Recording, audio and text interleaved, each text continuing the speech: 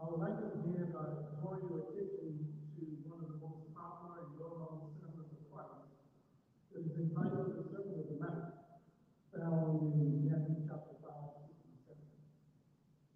represents the longest explanation by Jesus of what it looks like to serve as a member of God's family. And right in the middle of this sermon, Jesus talks about financial needs. He speaks of the basic needs that we all have, namely food, clothing, and shelter. Things that we think about every day and things that we seek to provide for ourselves and for our families. He then lays out one of the basic biblical principles concerning finance in Matthew chapter 6, verse 33. And you will find these scriptures in your handout.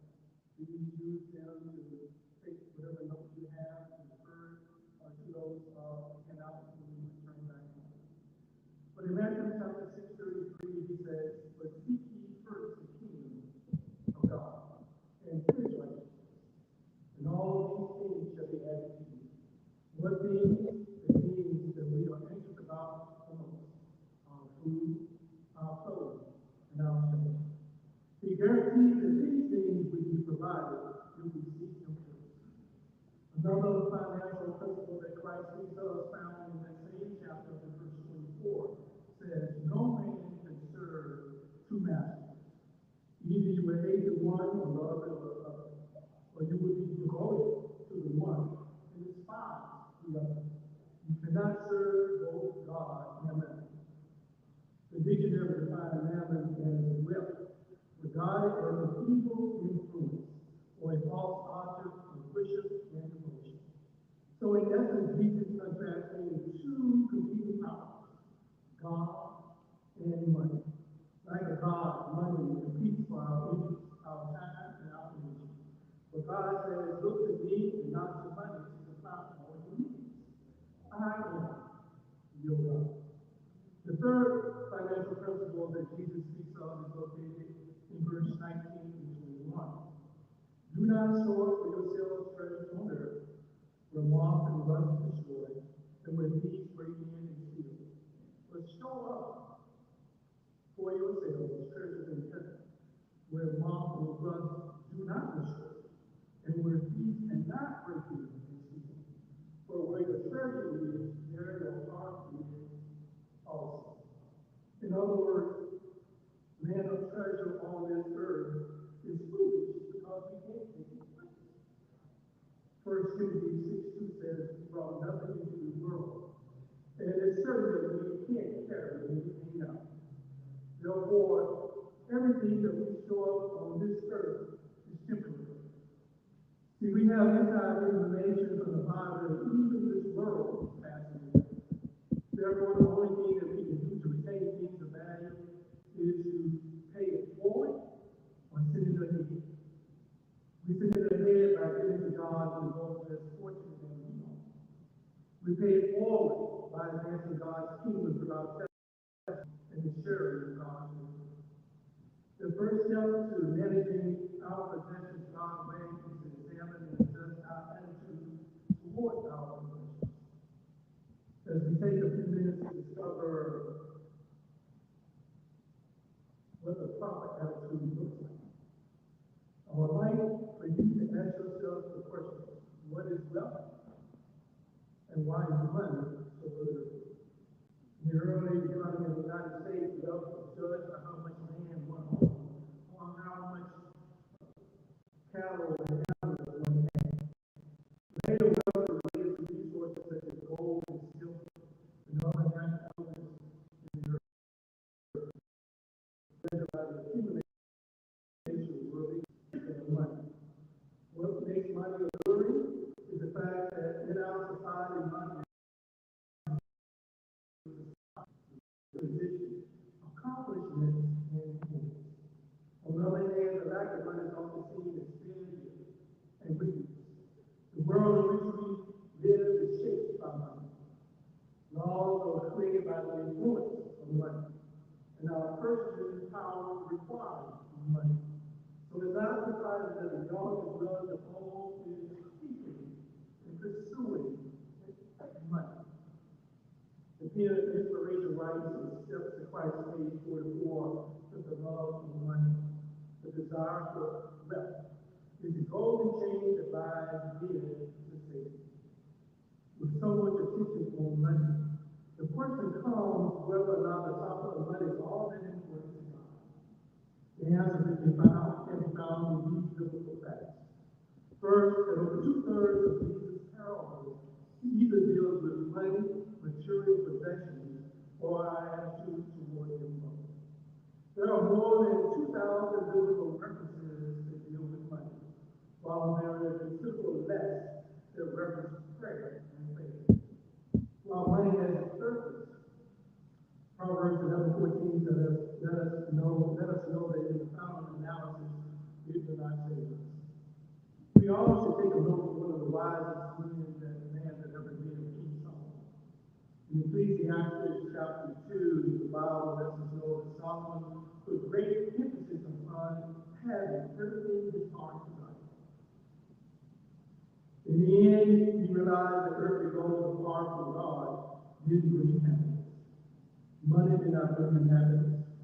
Fame did not bring him happiness.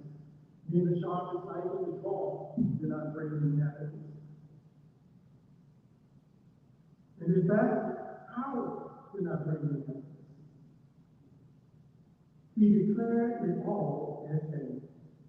And the only thing that brought him true happiness was the dutiful obedience to God.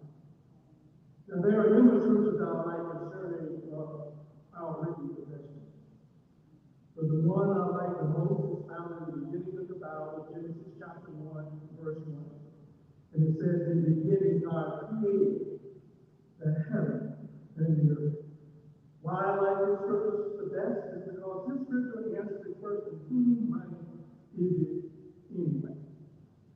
It forms the foundation of everything else the Bible says about God and about who we are, and about our money. A complementary text found in Psalms chapter 24, verse 1 and 2. The earth is the Lord and all its fullness, the world and those who dwell therein. For he has founded it upon the seas and established it on the waters. The Bible is clear that everything belongs to God, including our money. Since God is the owner, that makes us either owners or managers of his goods. So what is our managerial or stewardship responsibility? King David let us know in Psalm 86 that we are to have dominion over everything that belongs to God. That includes our bodies, the gospel, our time, our God-given talents, and the earth in which we live. Simply put, stewardship is a lifestyle of one who accepts Christ's lordship and walks in partnership with God, and acts as his agent to manage his affairs. Therefore, whatever we have in our hands, be it our bodily health, our talent, our environment, our money, our credit cards, our bank statements, they all should speak to how we make God a priority in our lives. Being a steward rather than a owner requires an attitude adjustment, a different way of thinking, if you will. It means allowing and following God's blueprint and not our own. Following God's blueprint and not our own. One of the greatest needs in life is security. Many have put their security in money or wealth. But when the stock market crashed in 1929, folks' money was just gone. As a result, some people started taking their lives. Some threw themselves out of buildings, fixated themselves with gas, shot themselves, or even set themselves on fire.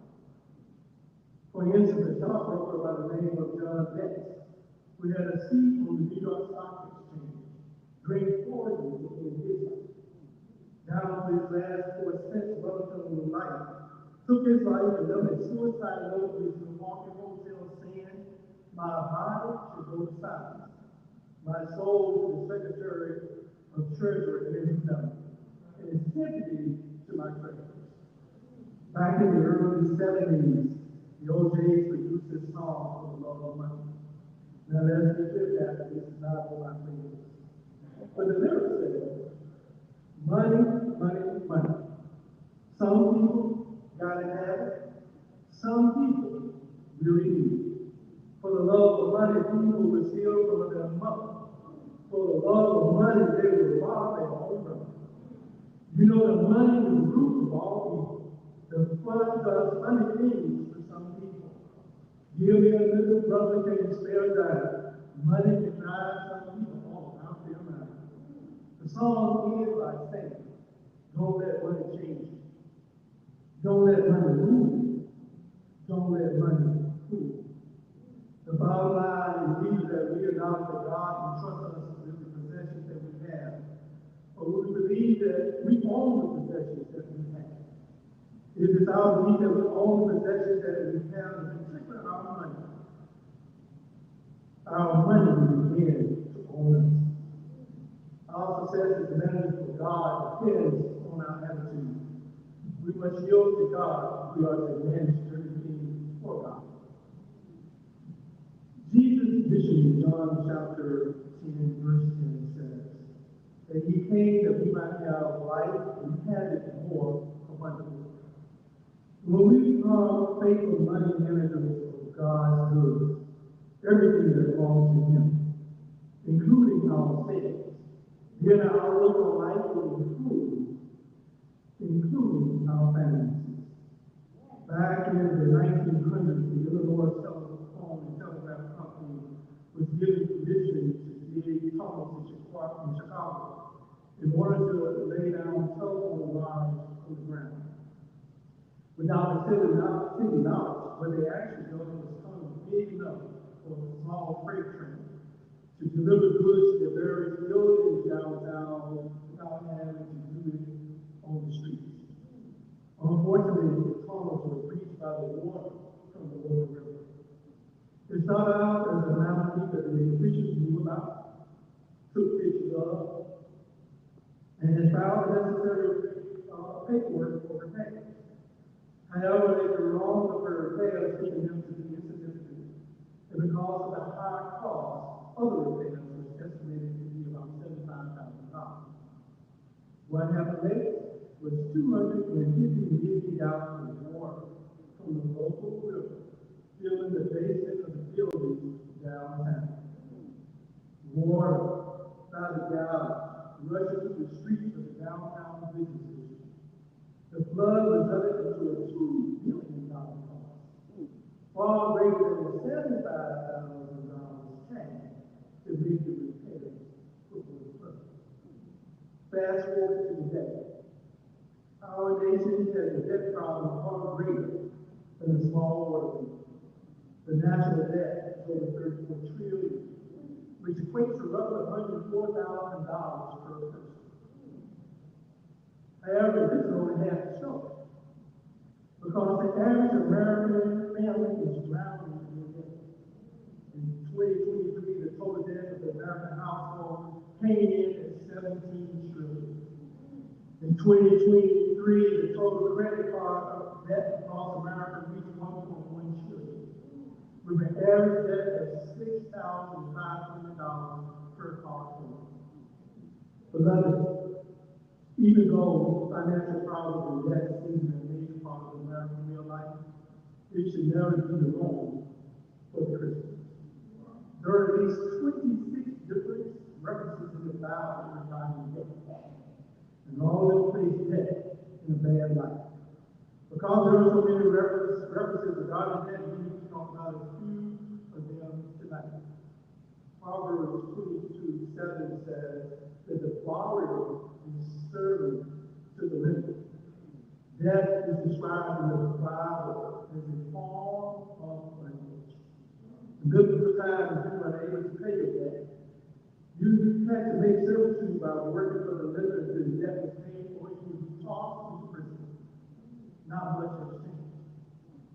We may not be tossed into prison, but we're invited to the lender, enslaved to low credit ratings, and draw out payments.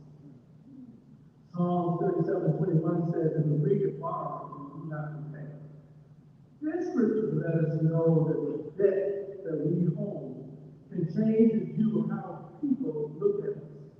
It distorts our portrait as a Christian when God has owned the man. as a result, it erodes our Christian faith with a distorted portrait.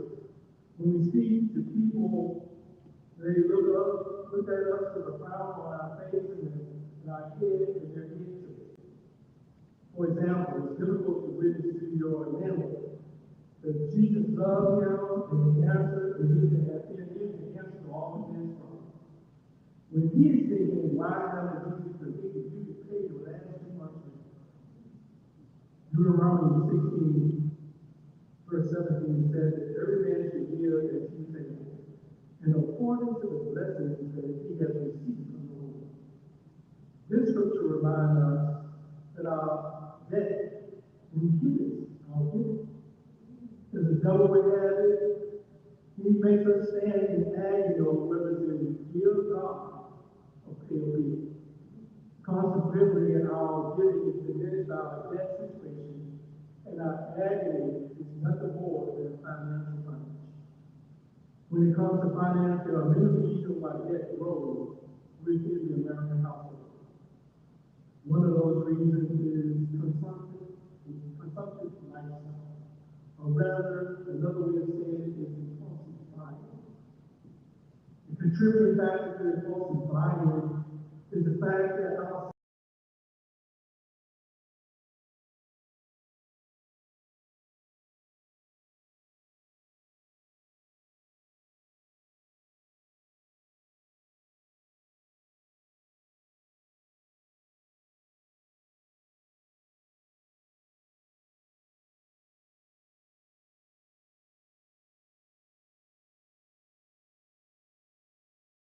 yes, you forget, it's only a body if you needed the item in the first place. We live in a time of our morning now. We have defined everything as a need rather than a want. Instead of compulsive buying, we should put in a doctor for hospital need-based spending. Simply write a list of what it is you need before you go shopping and stay within the list. Another reason why debt grows in American households is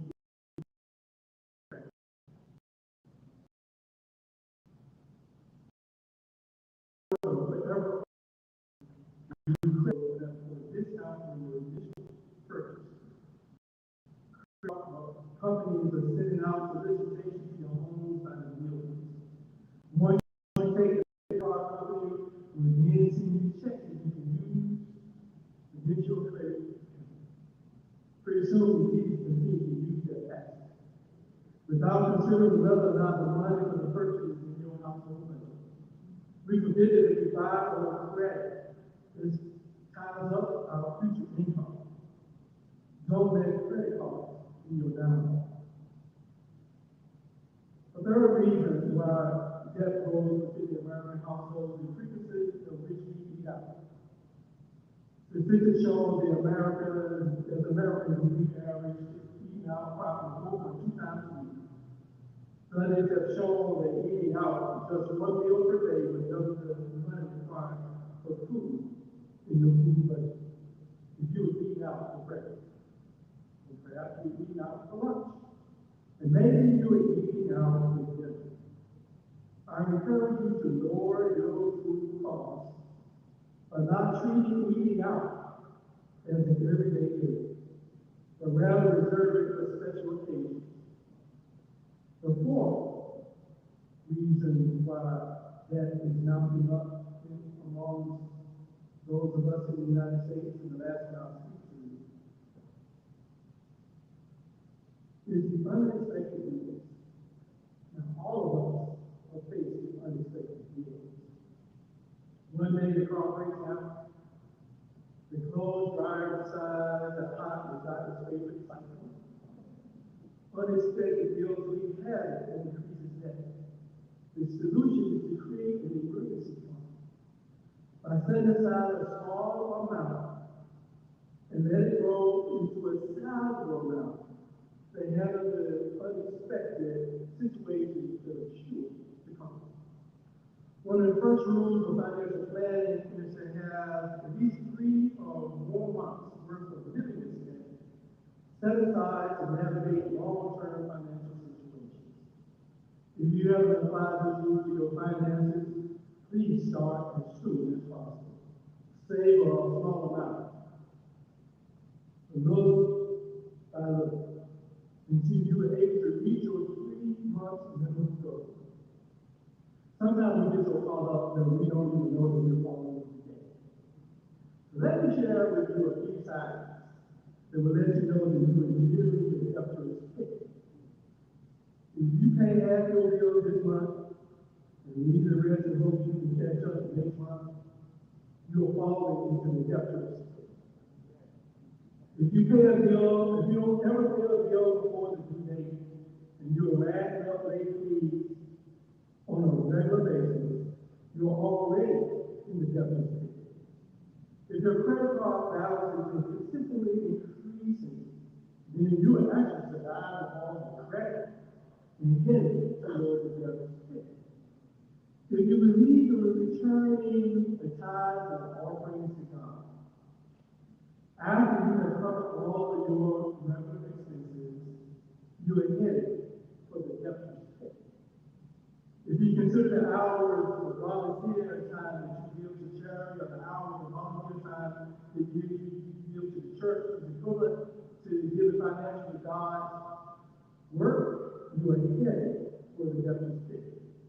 If you awake in the middle of the night, the only thing you can think about is your financial troubles. You are working your way to the deficit. When the phone rings, and you're too scared to answer because you think it's the collection man on the other end, you are knee-deep in the deficit. Proverbs 27:12 says that the prudent seek danger and take refuge, but the simple keep going and pay it heavily. So, beloved, you see the red flags that are in your personal finances. Don't ignore them. Change course and take action. Now, one of the most difficult things to do when you in over your head races toward the good with that is to admit to yourself that you need to change.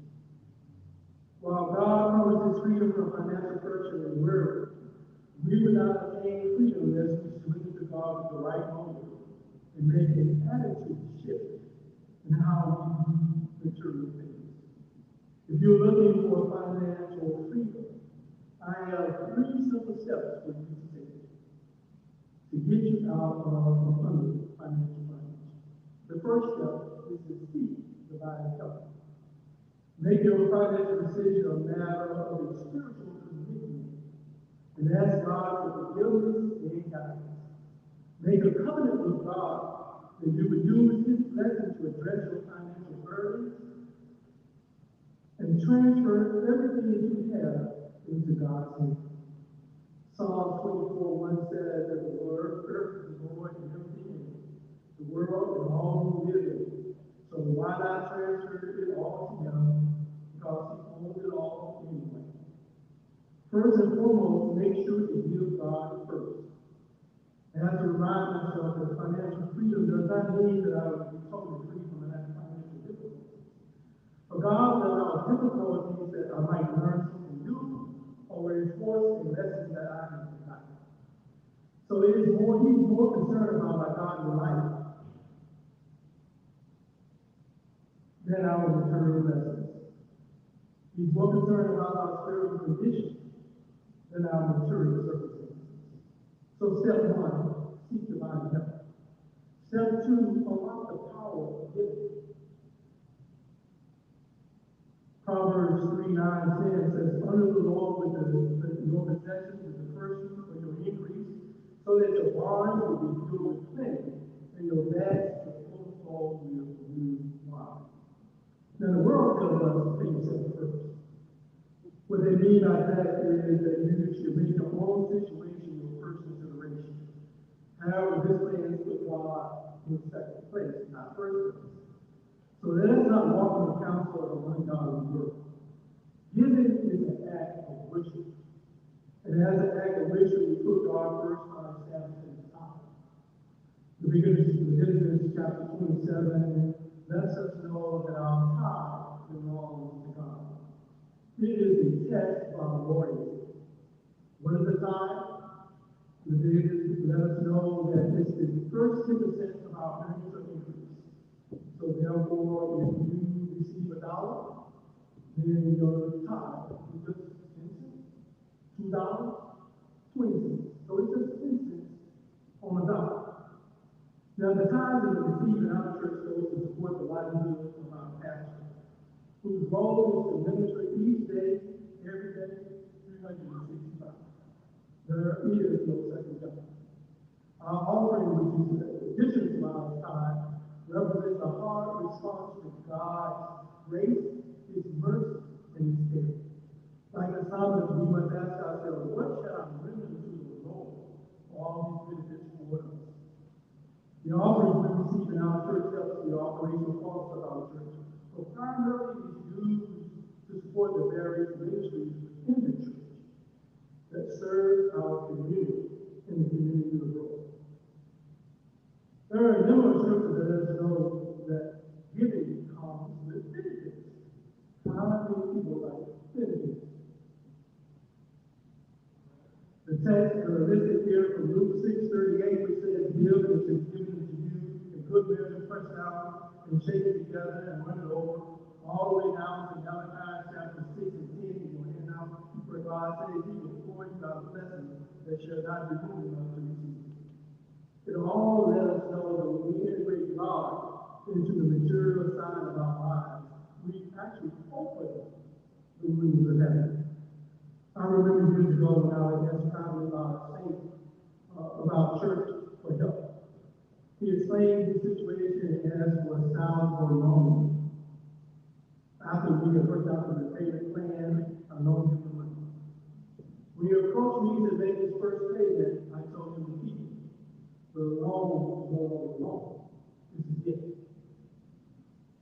The following week, I received an award 5 times greater than the gift I gave. Acts 20:35 says it is better to give than to receive. And that verse became real to me in that Friday. Don't get me wrong. As a result of returning my tithes and giving an offering, I have experienced countless blessings, such as my shoes seeming never to wear out, or my car breaking down in the driveway and not along the side of the road. But when I got that cash, it was the crib. And I thought at the time that it was the best blessing I could have ever gotten. It goes to show how money elevates itself in our lives. And just the blessings of my health, and I'm nearly 72. And other blessings that I have spoken of were not as enriching as the money. It wasn't the money that God was fighting. It was the fact that when you give, God will put more in your hands for further giving. Beloved, if you approach giving with a closed fist, it said that nothing can get out. And on the same token, nothing can get in. If you're looking for financial freedom, give God first, and then unlock the power of giving. The third and final step is to manage God's money, everything that belongs to Him. Be a faithful steward, and God will reward you accordingly. When you get serious about financial management, there are a number of documents that you're going to need. And a minimum, you're going to need at least 4 of them. You're going to need a balance sheet, a goal sheet, a reading budget, and the debt visualization sheet. The first action you should take is to determine your overall financial situation. Proverbs 27, verses 23 and 24 says, "Be diligent to know the state of your flocks, and attend to your herds, for riches are not failure." In an agricultural society, it is important to know the state of one's farm. In a monetary and economic society in which we live, it is important to know the state of the finances. One of the most useful tools to use to determine the overall state of a person's affairs is that balance sheet. In this tool, you are going to list out all your assets. That's your savings, whatever that you own, and all your hard cash, as well as your investments. After that, you're going to list out things that you own. Your credit card, your loan payments, your other payments of the big utilities. And when you subtract out, you can see where you stand. Every person in family has different income expenses, so they're going to get out of line and the other will find that point of the year. And add the line that you need to. Once the people do have a financial health picture that you can use to see what your needs are and what needs to be adjusted. Just like your mental physical, this represents your tangible or your financial physical. So you should do this every single week. After completing the balance sheet, write out your financial goals. When I first started out of our home, I had no financial plan. I lived simply from paycheck to paycheck and paid the bill that street lights. Finally, I sat down and began to lift my goals, both short and long term, along with a plan to accomplish my goals. And to list out your goals, be sure to let them be shaped by your Christian values. 1 Corinthians chapter 10, verse 31 says, whether you eat or drink, whatever you do all to the glory of God. After the balance sheet, after establishing your financial goals, create a spending plan. This is the centerpiece of your finance management. Since overspending is a considerable main source of our financial difficulties, maintaining control of our expense and our spending requires a plan. Some say without a plan, you can't do it. Our plan is what creates a pathway to financial freedom. The purpose is to help us live within our income, reach our financial goals, prepare for financial emergencies, and develop wise financial management habits. In the plan, you will list your income followed by your expenses. The expenses must be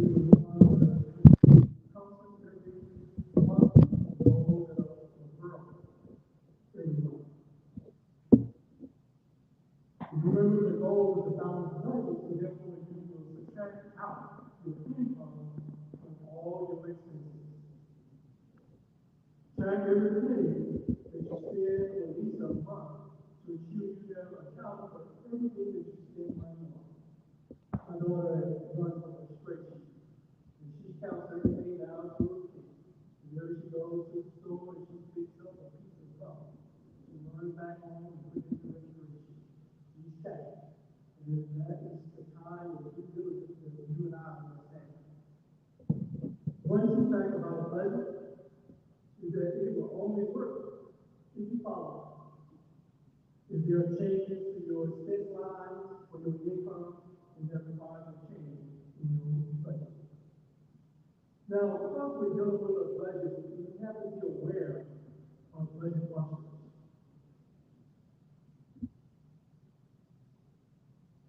A few of them is solvable. This debt which occurs when you pay for items over time.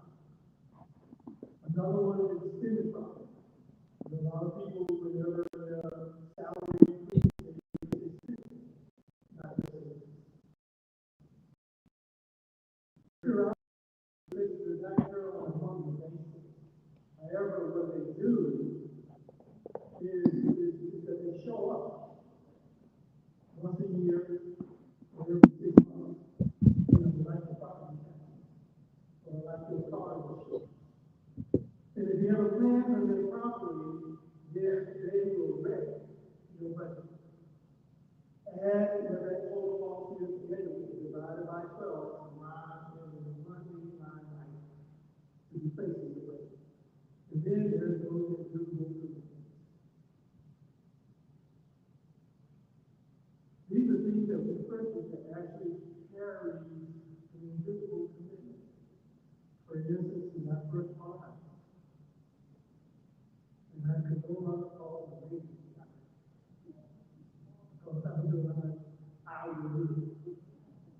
And there was new commitments associated with the law, associated with anything that broke down and needed replacement. So these things you have to make an account for. And you have to make a first think about the total cost of ownership. To keep our spending and our budget in check, we need to be smart about our debt. And we only need to borrow when we really have to borrow. In the back of your handout, you have a test that you can take, which allows you to decide whether to get a loan or decide that, it is one time to do just that. I invite you to take the test. And then finally, because America has so much, we need to learn how to eliminate the right debt first. One strategy is consolidation, debt consolidation. I've used this before, but it looks like it's debt on something, but it's not really on. All you're doing is putting it all in one umbrella, and then increasing your payment just to lower the monthly output, but you never paid out anything. The thing that is actually recommended is your so-on, where you list out all your debts from the highest balance to the lowest. You tackle the lowest balance. And after you pay that off, then you use the money that you would use to do the lowest balance and put it on the next lowest balance.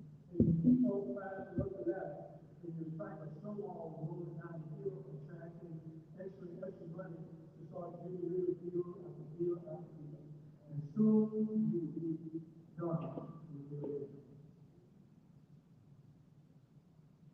Before I close, I want to give 3 minutes, and then I'll be done, to give a good nugget for our young people.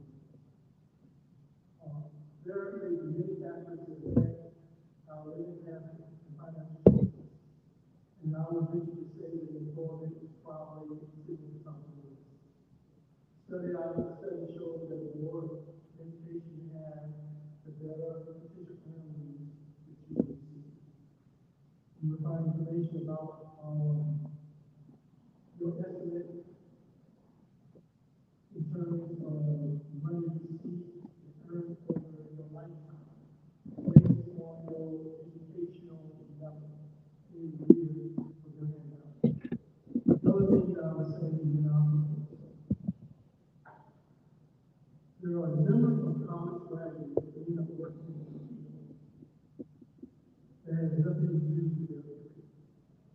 Hence is the why I think to take the data and aptitude test that would match up your capabilities with your interests. And then together, you'll be able to see what job that you are working for. You can go to cloud.org and your handout in the video. And you're able to take these data and aptitude tests. A number of them are free, some of them require more cost. But it is very good. I would say that I enjoy the time we spend together. And I encourage you to become a steward of all that God